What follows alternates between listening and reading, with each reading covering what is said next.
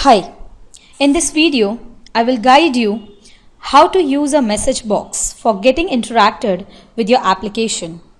The message box is a dialog box in Excel VBA you can use to display a piece of information to the users of the program.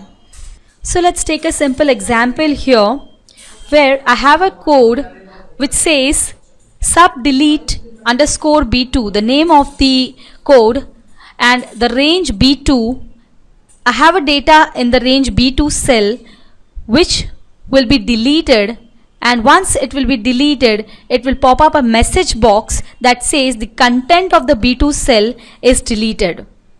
So I have created a code for you for the message box. Once I'll run this code, let's see what happens. So the content of the cell B2 gets deleted and it displays a message box which says the content of the B2 cell have been deleted. I hope this video was interesting for you. Thank you. We will now create a dialog box that asks us to confirm the deletion before the two instructions are carried out.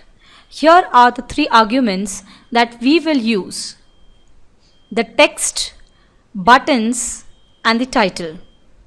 So herein is the code which will help me to execute this.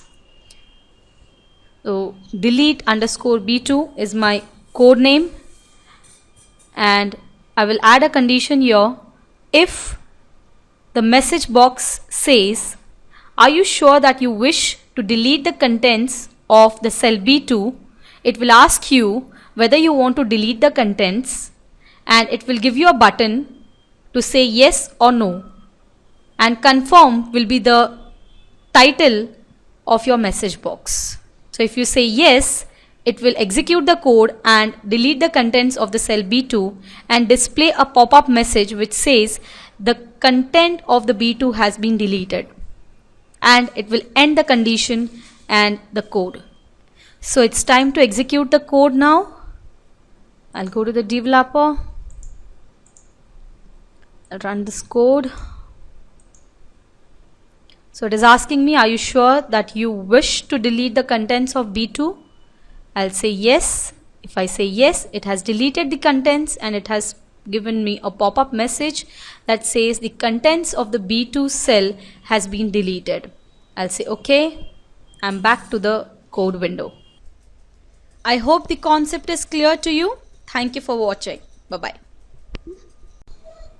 Hi. In the earlier video, we had spoken about the message box, which is exactly opposite to the VBA input box. The job of input box function in VBA is to get some input from the user. It displays a dialog to the user that gives him a clue to which value should be entered. Then it returns this value to the program. Currently, for this exercise, we will be using two arguments. In the input box, there are several arguments. For a time being, we will be using the two arguments which are the important one. So I'll open my Visual Basic wizard here and insert a module for you. So let's create a small input box for you. I'll name this as sub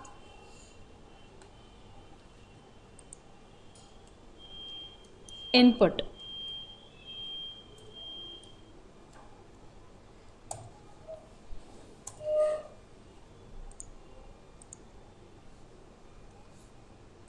I'll name it as sub input 3,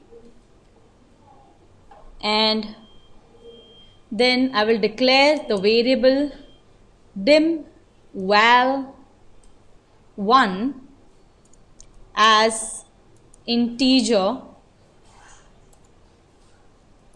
dim val 2 as another integer,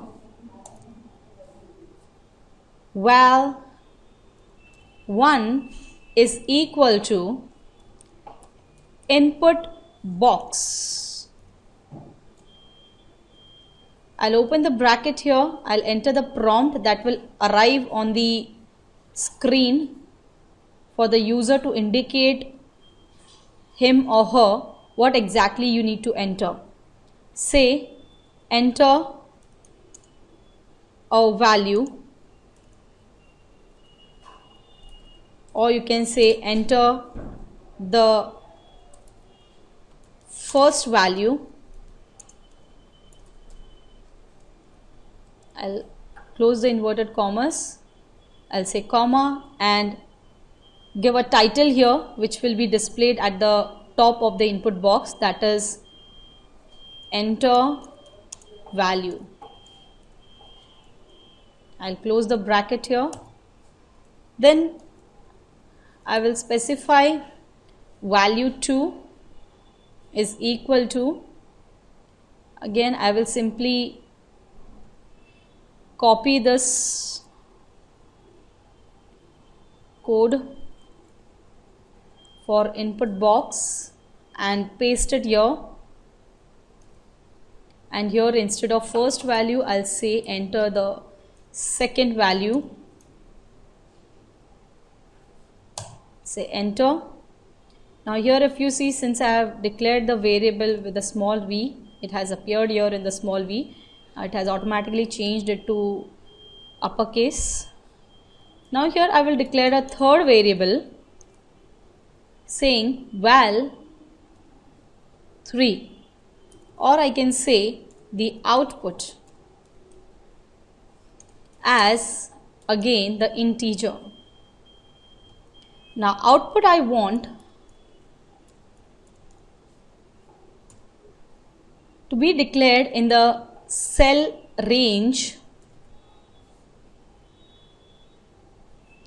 I want it to be declared in the cell range, say A1.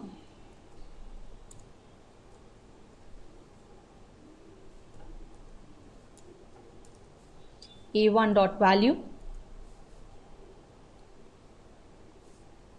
But this value should be the addition of val 1 and val 2. Now let us execute this code now. I'll run this code. It is asking me for the first value. I'll enter the first value, say 12. It is asking me the second value, say my second value is 34. I'll say OK. Now it has calculated the output as the total of the val 1 and val 2 and displayed the output in the cell A1 as mentioned in the code. I hope this video was quite interactive for you. The other arguments in the input box I will show you as and when the situation warrants. Now this function needs proper error handling. If the user clicks the cancel button without entering any value, then it results into an error.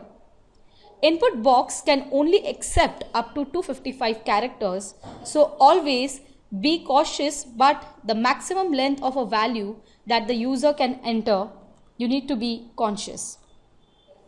Unlike message box, input box should always have a variable to which it can return the result. Another problem with this function is that sometimes the user may enter something that is not expected at all. For instance, if you are asking the user for some integer and the user enters some string, in such a case your code will break. So it's programmer's responsibility to handle such issues. I hope this video was informative for you. Thank you.